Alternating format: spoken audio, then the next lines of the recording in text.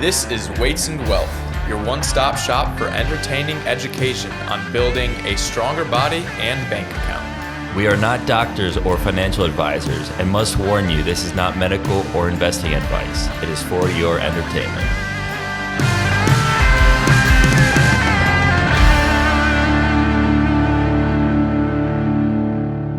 Welcome back to Weights and Wealth. This is, I guess, the second part to our recent episode, which was your financial firsts. This is going to be your fitness firsts.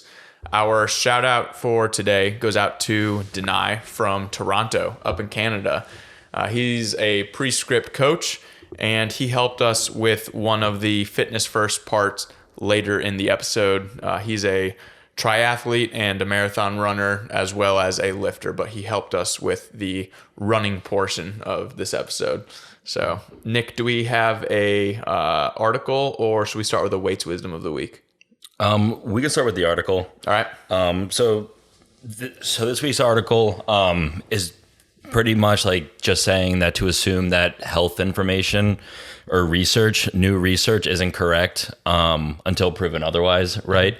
Because health it's a science, and as we know, science has a history of being proven wrong over and over and over.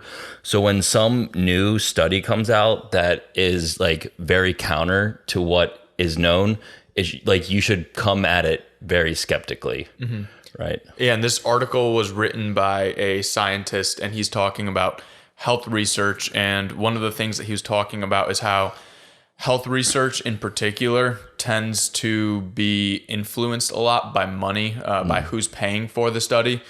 And I mean, just for like a recent example that you may have seen in the news for why people are saying assume health research is fraudulent until proven otherwise, there was that whole thing with Alzheimer's where all of the money that's been put into Alzheimer's research for the past 2 decades was based off a completely fraudulent study. And the beta amylose plaque theory, I'm not an expert on Alzheimer's, but the whole theory with the plaque buildup that was causing Alzheimer's basically was based on this fraudulent study. And a lot of people that have been thinking it's more or less like a diabetes type 3 kind of a thing have been discredited for a while, but it turns out they were more likely right. So a lot of times the money that's spent on research is coming from people who are trying to influence the research, and it's unfortunate, but you kind of got to work with what you got, I think, for a lot of these studies. Yeah, and like one more thing with medical research is that it's very important if you're going to base your decisions based on research, go to the primary source. Don't trust secondary or tertiary sources, because that's how data doesn't really lie, but the conclusions that you can draw from data do. And that's what we see a lot. Is it like, especially with these, like with the COVID vaccine, for example, they kept talking about how it's safe and effective. But what does that mean? Like, what does safe mean? What does effective mean? Nobody really explains that. And it couldn't have been safe and effective since there wasn't like a 5-year or 10-year trial on it, right? So They're saying these things that technically aren't correct. And like with what you're saying with just reading articles instead of reading the primary source, the study itself, there's always different headlines coming out. Study shows 2 eggs a day increases your chance of heart attack. And then like that's what the New York Times article says. But then if you look at the study, it's just taking a survey of people's egg intake, and it's taking mostly from like cakes and cookies. It's counting that as egg because there's eggs in those. And when they then stratify the data, they count those foods as having eggs in them. And it's a huge manipulation basically of like the data.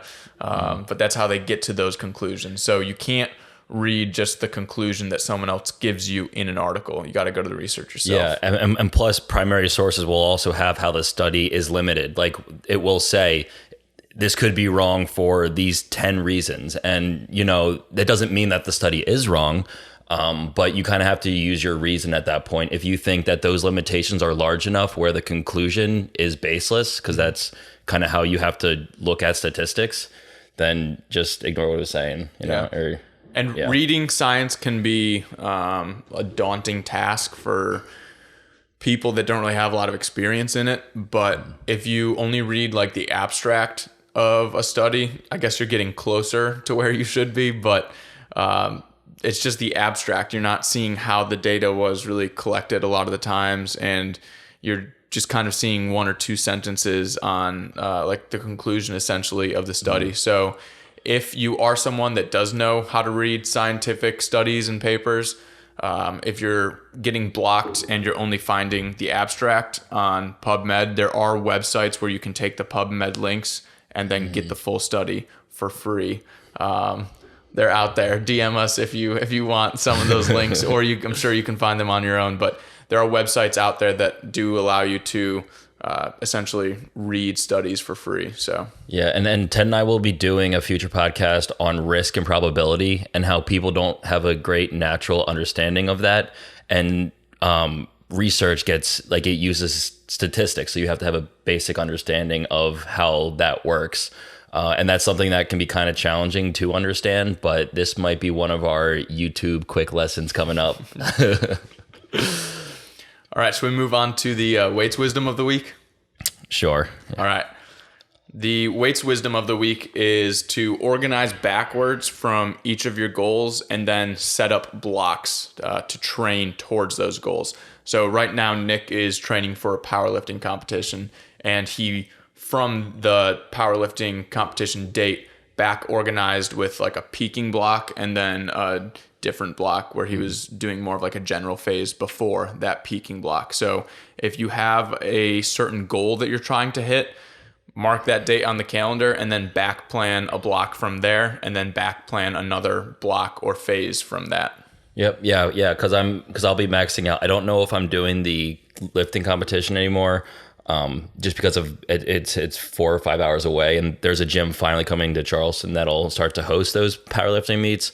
But yeah, like I knew it was early August, and then I knew that my peaking program was 10 weeks, and then I found it was like a 4 or 5 week program to run beforehand, and that's how I set it up. There you go. So, and it's working. All right, we've got a Henry Kissinger quote here. It says, "Control oil and you control nations. Control food and you control the people." So that's a pretty powerful quote, because a lot of people know that in war, or even not in wartime, oil tends to control a lot of diplomatic relations. Henry Kissinger was the Secretary of State for the U.S. under Nixon and Gerald Ford. So a lot of people give him credit for ending the Vietnam War. But he was also someone that got America involved in a bunch of different conflicts abroad, and he was one of the people that is more or less responsible for creating the trade ties between China and the U.S. So some people like him, some people don't like him. But the second part of that quote, "Control food and you control the people," is what we found interesting, because Americans don't really have any food security anymore. Like, people don't get their food themselves anymore. Everyone goes to the grocery store and gets their food from there. And if something ever happens to the grid or something like that, you're 24 hours away from not being able to get any food, which is pretty scary. Mm-hmm. Yeah, and this is where the doomsday preppers kind of come in, saying, I'm ready for it. But yeah, that's why, eventually one of my goals is to be able to grow all my own food. Yep. Yeah, have a farm. Yep. But I think the control the food and you control the people goes a step beyond that, because right now, everyone, for the most part, pretty much eats crap. We've gone over the statistics before, where the average American's diet is like 65 to 70% processed foods. And a lot of people are depressed, unhappy, and tired. And a lot of that is probably in part due to the fact that the food they're eating is toxic, devoid of nutrition. Yeah.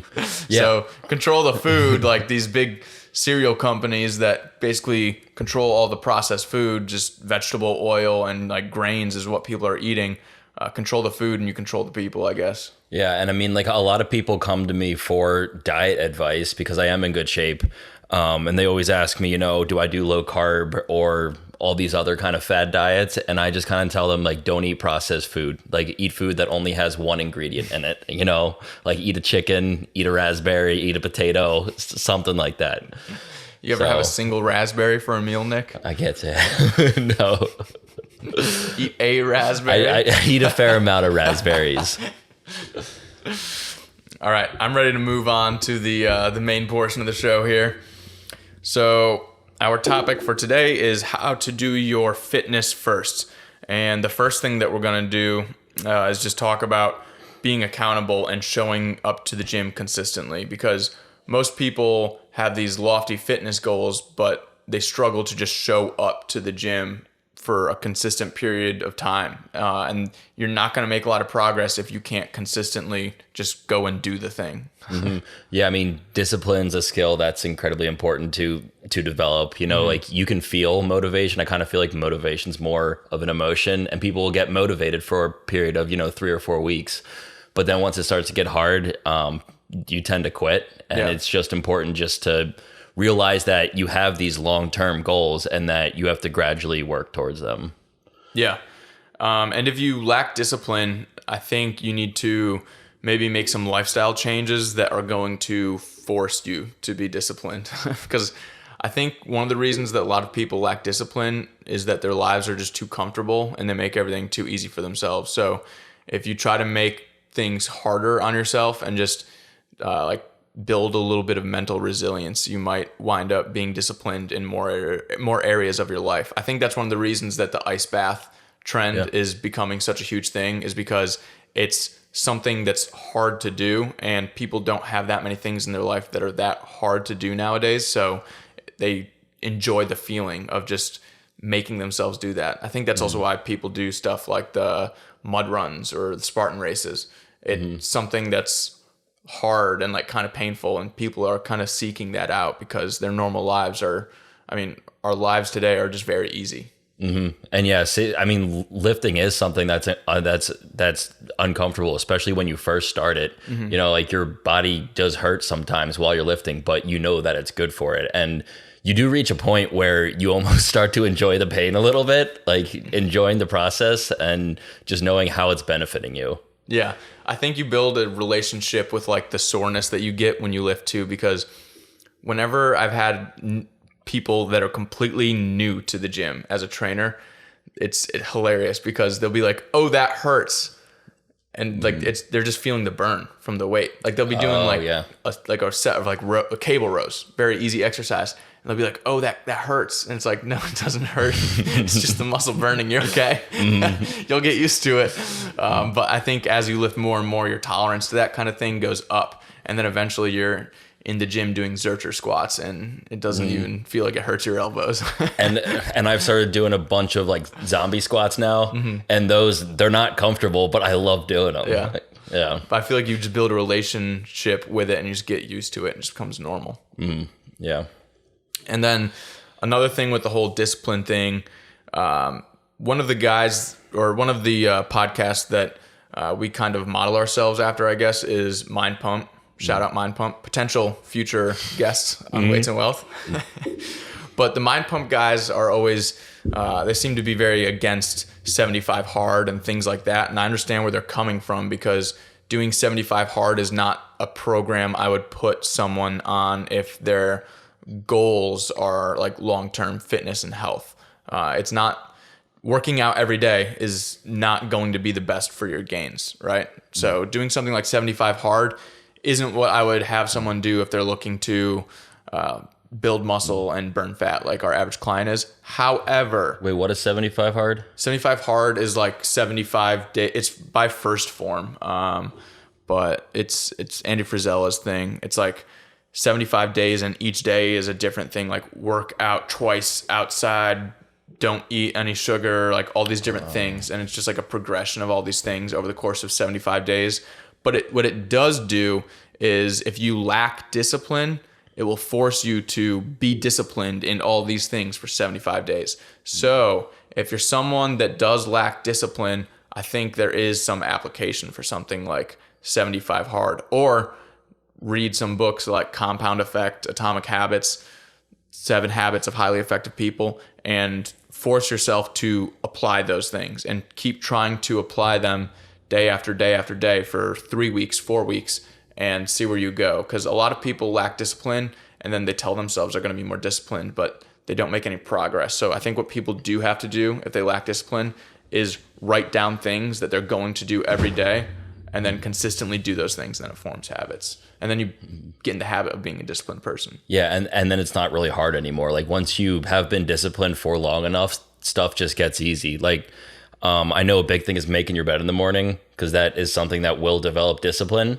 I don't do it, but you know, as soon as the dishwasher's done, I unload it and load all the dishes. And once the trash gets full, I just take it out. You know, those aren't things that I put off, whereas I used to. Nick, you've changed a lot. I remember. I have, yeah.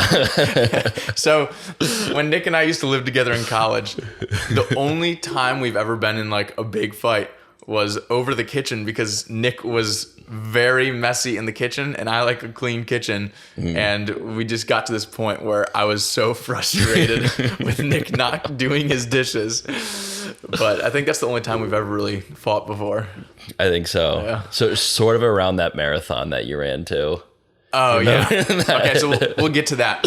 I guess we can go into the marathon right now. But our other roommate from college, Pat and I ran a marathon our sophomore year. So Nick was living with us, and Nick and our other roommates like went out and got drunk and came back at like 1 a.m. and turned the music up super loud in the living room, which was right next to mine and Pat's bedroom. And we had a marathon the next morning. So we told them we wanted to get a good night to sleep. And it's like 1 a.m. and they're blaring music, being loud, being drunk. And we go out in the living room. We're like, guys, turn the music off, go to bed. We're trying to get a little bit of sleep before this marathon, and we did not. Yeah. We did not. And you kept like coming out, turning it down, going back, and we would turn it back up gradually, and we thought it was hilarious. I was so pissed. All right. Well, moving into the marathon, I guess, before we get into some of the first lifting things. Where is it? Oh, our note is not there for the marathon. Oh, there it is. All right. So how I did the marathon is I basically just did it. I didn't really prepare for it that much, which when I was running the marathon, I realized was not a very good strategy. But I was trying to bulk up that summer. So I started running probably like 2 or 3 weeks before the marathon. I started like going on 6-mile runs. Went on one 18-mile run towards the end, right before the marathon, maybe like the weekend before, through downtown Dayton. Had no clue where I was, just kept running back and forth along different rivers and roads. But if you're preparing for a marathon, you should probably actually prepare for it and not do what I did. So because of that, we have Denai, my friend, Prescript coach, who's an experienced triathlete and marathon runner. We had him give us advice. So his first piece of advice is it's better to go into a race undertrained than overtrained. You can't finish a race that you aren't on the start line for. So if you are trying to do your first half marathon or marathon, a lot of runners get overuse injuries, and you're more likely to get an overuse injury if you're just starting out and you ramp up super quick. So Denai's advice for that is it's better to go into a race undertrained than overtrained. Don't try running 20 miles every day right before your marathon, because if you have the willpower, you can show up like I did and you can just do it. Like it's only 26 miles. If you really want to finish it, you'll finish. So that's the first piece of advice. The second piece of advice is he said it's common for people going into their first half or full marathon is don't try to play catch up on missed mileage leading up to the race. You're just asking for an injury. So this is similar to that first one of better be undertrained than overtrained. A lot of people will know that they have 4 or 5 months to train for this marathon that they want to do, and they won't be disciplined like we were just talking about. So they won't be running leading up to their marathon, just like me. I guess it was a lack of discipline perhaps. But if that is the case, don't try to make up for all that missed mileage throughout that training block and jam pack it all into the last 2 or 3 weeks. So what that could look like is, say you're trying to run a full marathon, you've only been running 10 miles a week and you've got 3 weeks left of the marathon. Maybe ramp up to doing 4 to 5 to 6 mile runs and maybe a long run, but don't try to all of a sudden increase up to like 13-mile runs for that last 2 weeks leading up to the race, because just such a big chance of an injury with running and trying to ramp up that quickly. Yeah, and I mean, kind of like 75 hard. Most of the runners I know are super disciplined, not only with running but also in the rest of their lives. And I mean, running it's not ideal for your body, especially marathons. That's something that's really hard on your body, but it's a great way to develop discipline, just like lifting. I mean, like you can also lift, but yeah, no. In high school, I was on the cross country team. Wasn't really much of a competitor for the team, but I was on it. But one of the things that we noticed is that it was like us and the soccer players always had the highest GPAs. And we always said it was because we had to run a lot and we were disciplined, unlike some of the other student athletes. Runners are the worst. All right. Denai's other piece of advice, his third piece of advice, is to practice your race day fueling before race day on a long run.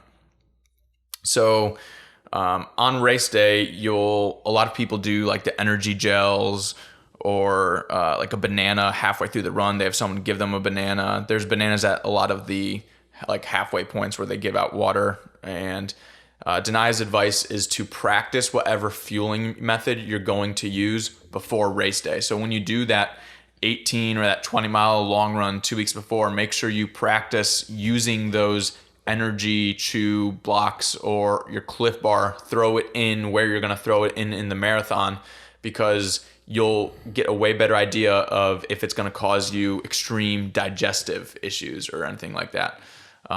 I personally fueled up for my race day marathon with 2 scoops of pre-workout before I started. Yeah. Did it work for you? It worked okay for me. I mean, I didn't run a very fast time, so maybe it didn't, but my first half was a lot faster than my second half. The last piece of it, or second last piece of advice from Denai, is don't get caught up in the sprint at the start. Run at your own pace. So when that gun goes off, or whatever sound they use to alarm for the start, a lot of people will just sprint out in front. And a lot of times that will tire you out and it will just slow down your entire race. So don't use all your energy right at the start. A lot of stupid people like myself will always try to run out at the beginning. The reason I do that is for just my general competitive mindset. It's very hard for me to let people pass me. So I figure if I get out in front more in the beginning, I won't want people to be passing me. So I'll go faster. So that's how I've always run like every race, even the 2-mile army runs. But Denai says, don't sprint at the beginning, run at your own pace. Keep your constant pace. If you are running quite a bit before going into the half marathon or the marathon, you probably know what your pace should be. So yeah, and I actually ran cross country as well. I ran it in middle school, and then the year I didn't wrestle, I ran it in high school as well. And the goal was always to try to have each mile at the same split. Yep. You know, so that way you're just even the entire time and not have a super fast first mile and then a slow third mile. Yeah. Whenever we do the 2-mile run in the Army, if it's like 4 or 5 laps of like a track, we use like weird tracks. We don't use like a actual football field track. So that's why it could be like 5. And yeah. Anyway, my first lap and my last lap are always the fastest. Yeah. My middle ones are slower. That's how I always was too. Denai's last piece of advice, if you're doing some sort of half marathon or triathlon first, is have fun and enjoy the atmosphere, which I think is good advice. If it's your first one, you're probably not trying to like qualify for Boston. So just have fun. Probably worked really hard to get there. So, all right, moving on. Should we do the 225-pound bench? This is quite a moment when you hit it. Do you remember when you hit your first 225-pound bench, Nick? I do. So I I hit 235 before I ever benched 225, just because that's where I felt like I was. But it was right after senior year of high school. Okay. I think it must have been like late June, early July or something like that. So I do remember. Yeah. Yeah. I remember when I hit my first 135 was freshman year of college. Oh yeah. Yeah. My first 95 was senior year of high school. When I started benching, I could only do 5 pounds on each side, 55. I was pretty skinny. So. But my first 225 was with you and Pat Rabbit. Shout out Pat Rabbit at Dayton, and that would have been my sophomore year. Okay. So yeah, I think so. I started lifting right before I turned 16, and I think I was at 130 then. But I had lifted beforehand with wrestling, like for wrestling practice. But that was when I really started lifting, and I went from 130 to 185 by the end of the summer. So it was like 3 months or something like that. But then to get to 225, that took me another, I don't know, was that like 2 years, year and a half almost? Yeah, I guess. So, but I wasn't running a program then. I was just going to the gym and lifting with everybody. Yeah, I feel like most people, when they hit their first 225, they still don't know what they're doing. And then you figure out what to do because you stall at like 245. And then to hit 315, you need to, most people, if you're naturally super strong, you can just hit 315, but I feel like most people actually need to figure stuff out and get on a program and work hard to get that 315. Yeah, it's kind of funny how like I've hit like all these like stall points. Like 235 was a big stall, 265, 305, and now I've been at 345 for probably 2 or 3 years now, and it's just not moving. It's just not. Yeah, it's tough. I mean, I hit 335, and then after that, I tore my rotator cuff, so I haven't been back up at that 335 level. But we'll increase those numbers one day. But some advice for anyone that's looking to hit their first 225-pound bench press. The first one would be just keep benching, because if you're just kind of starting out lifting, you're still in your first year, 2 years, 3 years, just keep benching. If you bench multiple times a week, you'll get a lot better at the skill. You'll learn how to use leg drive. Definitely learn how to use leg drive. Definitely learn how to use your lats to pull your shoulder blades back. Those technique things, and just getting consistent with learning the technique of how to actually bench press is going to be one of the biggest things for increasing your bench. Yeah, and like a lot of new guys will throw their hips off the bench when they're benching, and that is something that will make you stall. Like you won't get as strong. Because you're just using momentum to get that specific weight up. So it's going to be hard to actually get stronger. So make sure you're using good technique. Yeah, and on the leg drive, like there have been periods where, like during tax season, I won't lift as much, or sometimes I'll not lift for like 2 months. And then my first lift back, if I bench, my legs will be sore the next day because I use my legs to lift. That's wild. So, I've never felt that, but I guess I just don't push hard enough with my legs. My back was sore as well. Like after this past tax season, my back was sore because of how I retract my shoulders. And I've had that before. I've had my lats be sore my first time back benching. But that just means you're using your back. I mean, I feel like the bench press is almost like a big back exercise, you know? I guess all the compounds are like that though. Your overhead press, huge back exercise. Squat, huge back. Like you've never seen someone squat a ton of weight and not have a huge back. Yeah, because I mean, it helps with keeping the bar on it too. Yeah, stabilizing everything. Build the shelf. Yeah. Yeah. All right, our next piece of advice, let's see, leg drive and lats. Next one is getting on a well-designed program that focuses on building strength. So this doesn't mean that you're going to failure all the time. That's actually how I hit my first 225-pound is Nick put me on the Ensons program. Remember that? Oh, yes. We used that a lot sophomore year. That was just like constant going to failure. But if you do want to increase your bench, try getting on a program that's pretty consistently having you use weights around 80 to 95% and in that low rep range, that 2 to 5 rep range, even heavy singles. But yeah, I mean, heavy singles, doubles, triples, I love those for building strength. Yeah, and that's something I kind of forgot about too. Like I used to almost always lift till failure for each set, and that's not what you want to do. Yeah. It's just too much. Like your muscle can't recover as well, right? And your form is breaking down a lot of times if you're going to failure on every set, especially on something like a barbell lift rather than like a machine. Like, so if I'm going through a certain phase, I might be going to failure on multiple sets if it's like a hypertrophy phase where I'm using a lot of machines and cables and I'm just working that output. But I rarely go to failure anymore on any kind of like a barbell exercise. Yeah, I don't too often either. I did fail a set of bench press the other day, but that's what my program, like I was supposed to hit a certain rep and I didn't. You just reminded me, speaking of going to failure on bench, would you like to tell the story of at the Gold's Gym on James Island when we lived down here in Charleston? Was that you or Tuffy that there was a girl benching and she needed help and one of you guys was doing push-ups next to the benches and like didn't... That must have been Tuffy. That was Tuffy? Okay, so our buddy Tuffy was like doing a superset of benching and doing push-ups.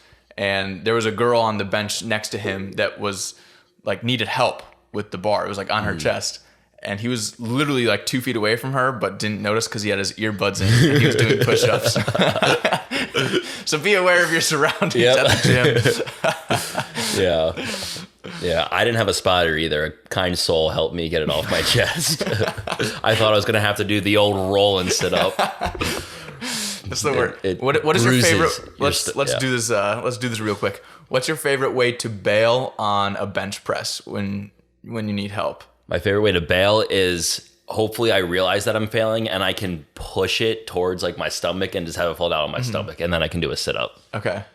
So you're not one of like the tip the weights on one side and let the bar trebuchet over? I mean, I'd be terrified of hitting someone with the bar and making a scene.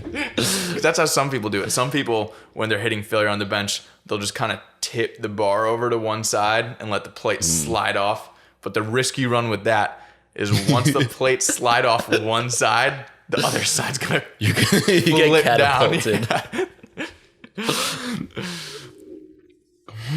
Okay, another tip we have for increasing your bench press and getting that first 225-pound bench would be to use negatives to get used to handling big weight. Because if you're not used to benching really heavy weights, the first time you try to bench like a new heaviest weight, a new 1 rep max, it's going to be the heaviest thing you've ever tried to push before, right? So if you try doing negatives with a partner with a weight that is heavier than your 1 rep max, you'll get used to how it feels to handle really heavy weight. I think you and Pat Rabbit used to do this quite a bit in college. Yeah.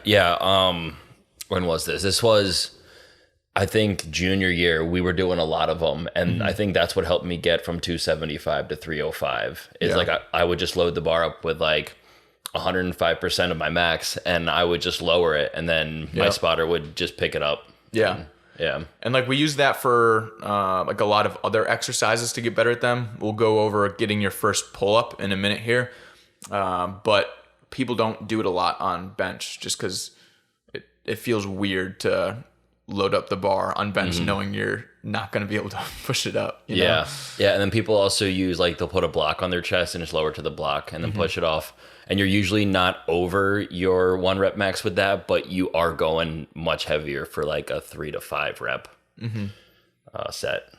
Yeah. And the last thing that we'll hit here for tips to increase your bench, getting that first double wheel bench press, is using variations. A lot of people struggle with a certain part of the bench. So like a lot of people struggle with the lockout.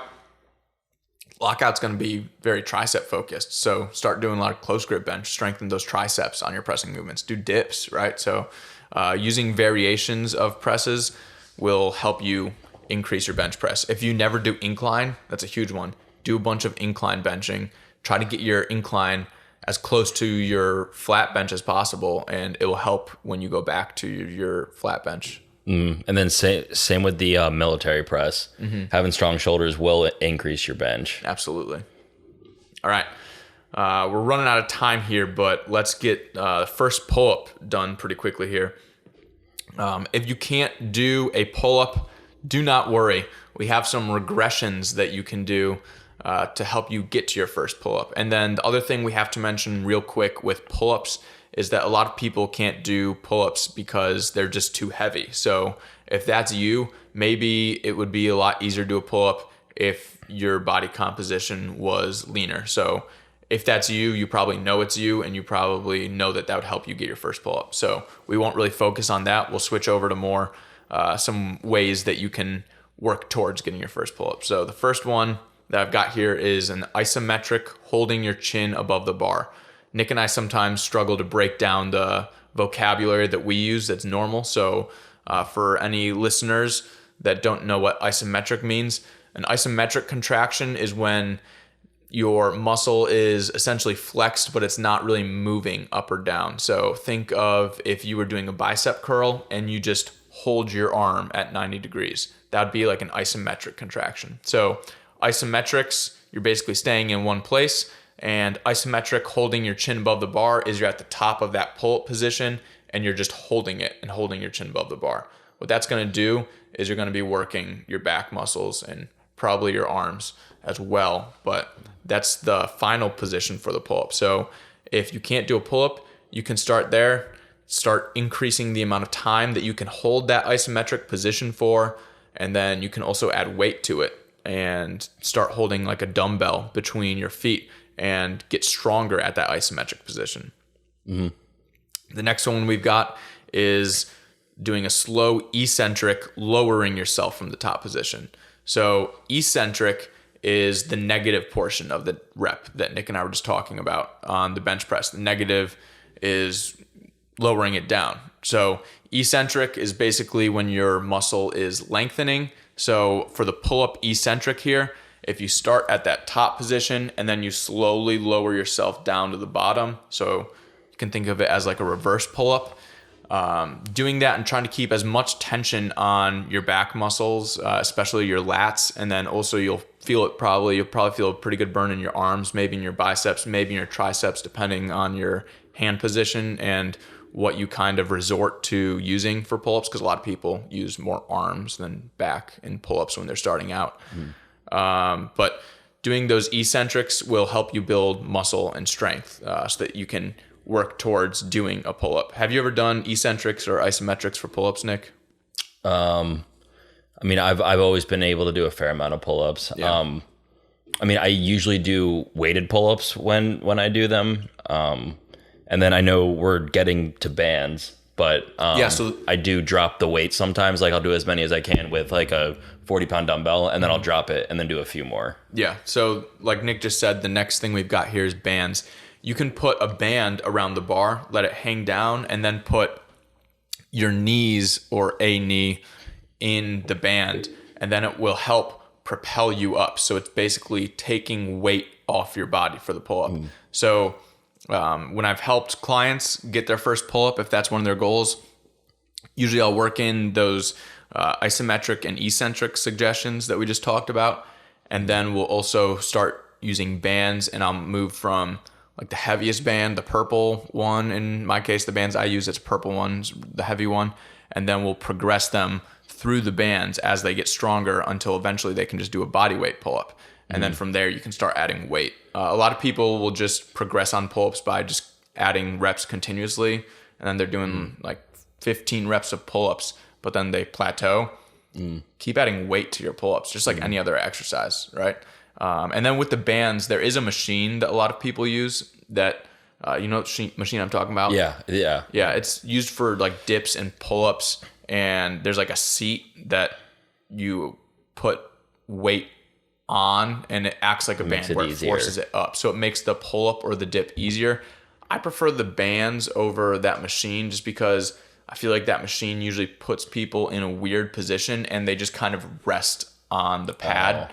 And then they just kind of use their arms more in the back for the pull-up. So I don't really like that machine as much as using like a band. Well, what I've also done with people is like they'll hang from the bar and then lift their legs up, and then I'll hold their ankles. Yep. And then that way they can kind of control how much weight they're using with their legs. Yep. You know?